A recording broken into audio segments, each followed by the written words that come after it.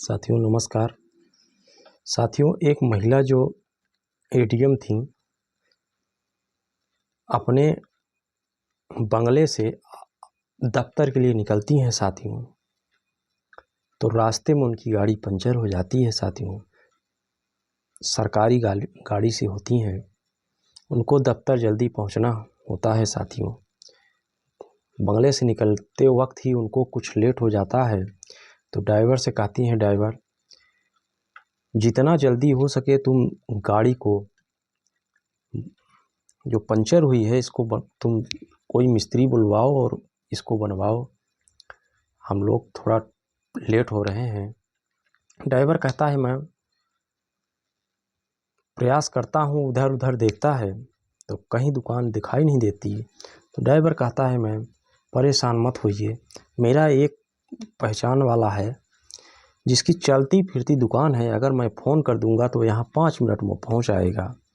साथियों, वह फ़ोन लगाता है पंचर वाले के पास। पंचर वाले 5 मिनट में वहाँ पहुँचता है। जब वहाँ पहुँचता है, मैडम उसको देखती हैं जो अपर कलेक्टर थी, तो साथियों देखती ही रह जाती हैं। वह पंचर वाला कोई और नहीं, इनका पति होता है साथियों। अब मैडम एकटक उसको देख रही हैं, इनके कुछ भाव विभोर से हैं साथियों, पलकों में कुछ आंसू आ जाते हैं। उधर विजय भी मैडम को देखता है तो क्या देखता है कि ये तो मेरी पत्नी है।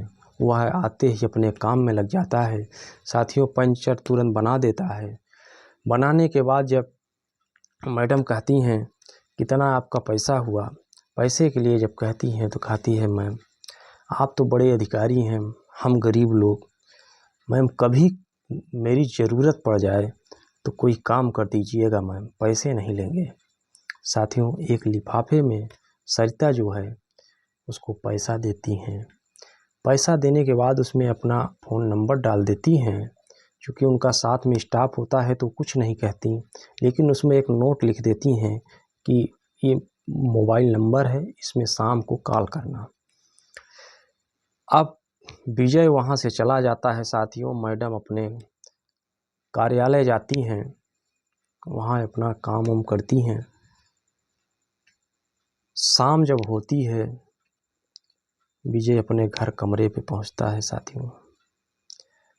इधर सरिता जो अपर कलेक्टर थी वह भी आती हैं।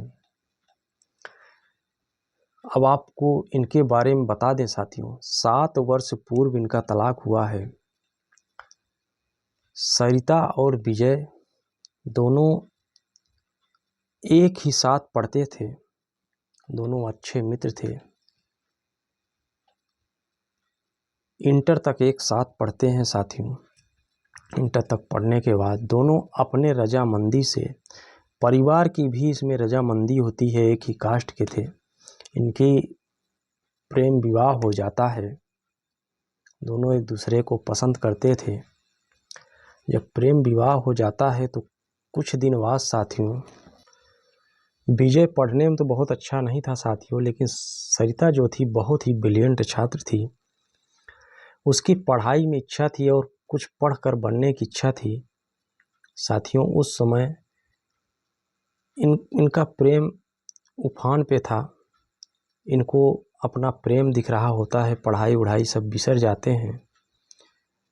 लेकिन जब शादी इनकी हो जाती है तो सरिता पुनः प्रयास करती है पढ़ने का। वो विजय से कहती है कि मैं पढ़ना चाहती हूँ, मेरी इच्छा है कि मैं कुछ करूँ।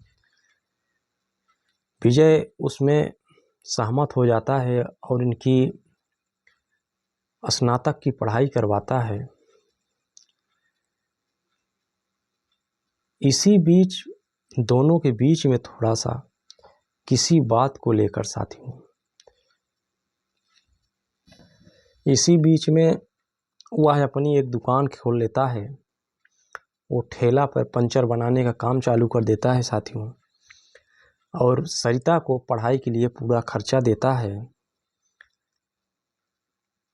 वह शाम को लौटता है, जब अपना दुकान उकान बंद करके ठेला, साथियों कभी कभी उसकी एक आदत हो जाती है कि वो नशे का आदी हो जाता है।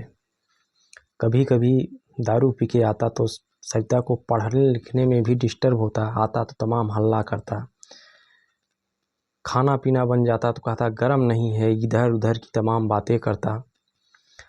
कुछ दिन बाद साथियों ये रिश्ते में कड़वाहट आने लगती है। सरिता को इसका विजय की ये ताम झाम, दूसरे तीसरे दारू पी के आना, जब शाम को लौटता ड्यूटी से तो दारू पी के आता, इसको पसंद नहीं आता था सरिता को।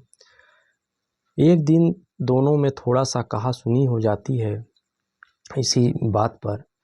तो सरिता कह देती है कि मैं तुम्हारे साथ नहीं रहूँगी, तो ताऊ बस विजय भी कह देता है कि जाओ, जहाँ जाना हो चली जाओ।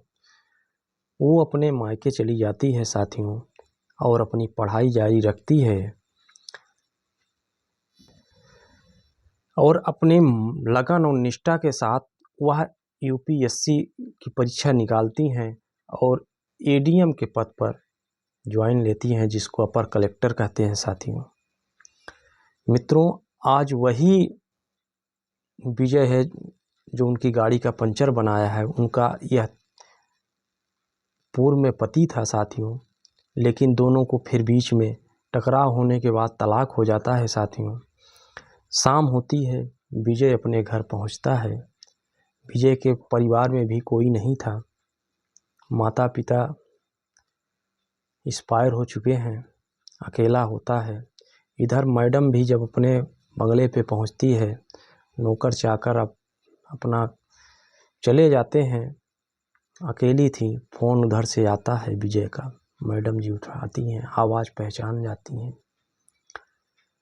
दोनों की आपस में कुछ बातचीत होती है साथियों।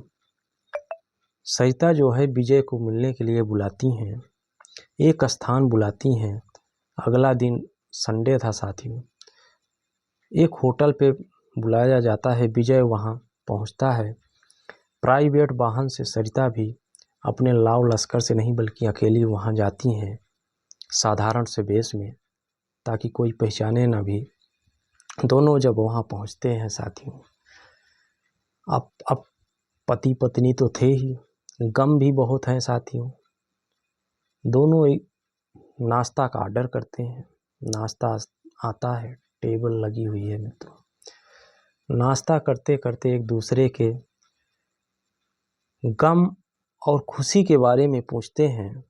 विजय देखता है तो सरिता अभी सिंदूर लगाई हुई थी मांग में, तो पूछता है कि आपके बाल बच्चे कैसे हैं मैडम जी, आपने तो शादी भी कर लिया है।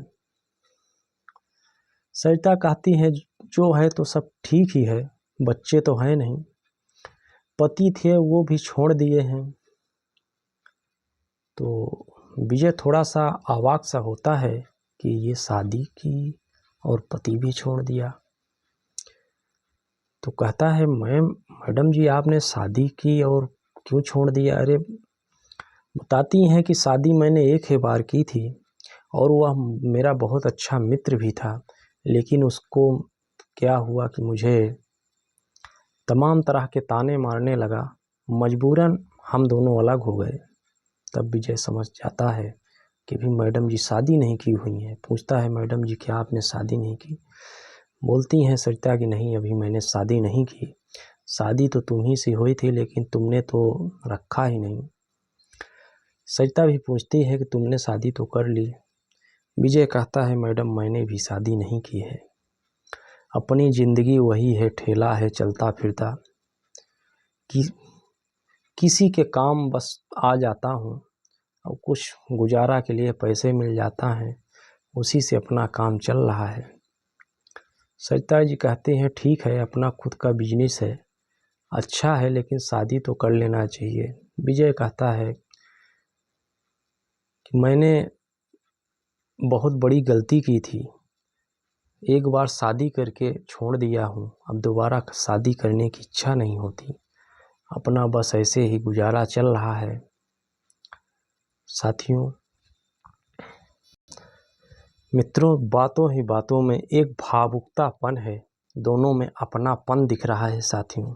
दोनों का आपसी लगाव बढ़ता है।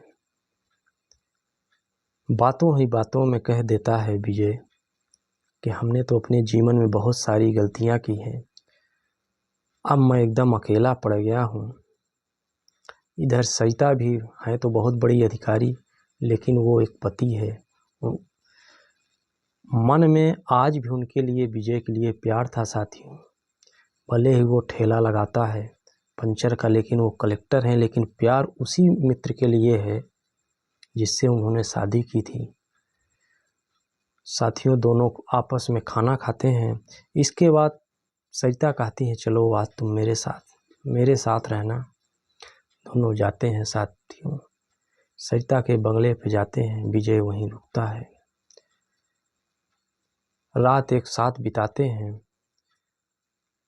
सुबह होती है, दोनों आपस में निर्णय करते हैं कि हो ना हो, प्रकृति शायद हमको चाह रही है कि एक साथ हम लोग रहें।